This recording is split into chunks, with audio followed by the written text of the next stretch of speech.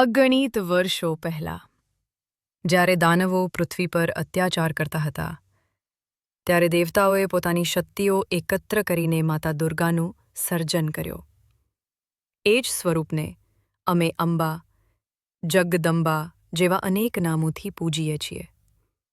માતા અંબાના હાથમાં ત્રિશૂલ, તલવાર, ધનુષ, ચક્ર જેવા શસ્ત્રો હતા અને તેઓ સિંહ પર આરોહિત રહ્યા. સિંહ, જે જંગલનું સૌથી ભયાનક પ્રાણી છે, તેને માતા અંબાએ પોતાનું વાહન બનાવ્યું.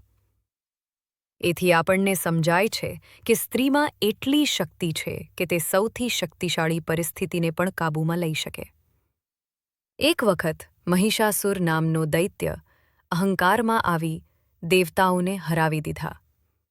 આખી સૃષ્ટિ તેના અહંકારથી પીડાતી હતી. એ સમયે માતા અંબાએ યુદ્ધ કર્યું. માતાએ ત્રિશૂલથી મહિષાસુરનો સંહાર કર્યો અને ધરતી પર શાંતિ સ્થાપી. આ વાર્તામાંથી શીખવા જેવી વાતો: 1. નારી એટલે શક્તિ. સ્ત્રી ક્યારેય નબળી નથી. તે માતા, બહેન, પત્ની હોવા છતાં તેના અંદર અનંત શક્તિ છે. 2.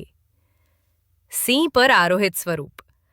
જીવનમાં ભય, મુશ્કેલી કે પડકાર સિંહ જેટલા ભયાનક લાગે, પરંતુ સ્ત્રી પોતાના હિંમતથી તેને નિયંત્રિત કરી શકે. 3. દાનવો સાથે યુદ્ધ. દાનવો માત્ર બહાર જ નથી, આપણા મનમાં પણ છે. અહંકાર, ડર, લાલચ, નબળાઈ. માતા અંબાની પ્રેરણાથી આપણે પોતાના આંતરિક દાનવોને હરાવી શકીએ. 4. આધુનિક સ્ત્રી માટે સંદેશ. સ્ત્રીને બીજાથી સહારો લેવાની જરૂર નથી.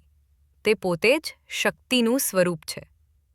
સમાજ, પરિવાર કે જીવનમાં જ્યાં જરૂરી છે ત્યાં તે પોતાનું વલણ બદલીને સિંહ જેવી હિંમત બતાવી શકે છે.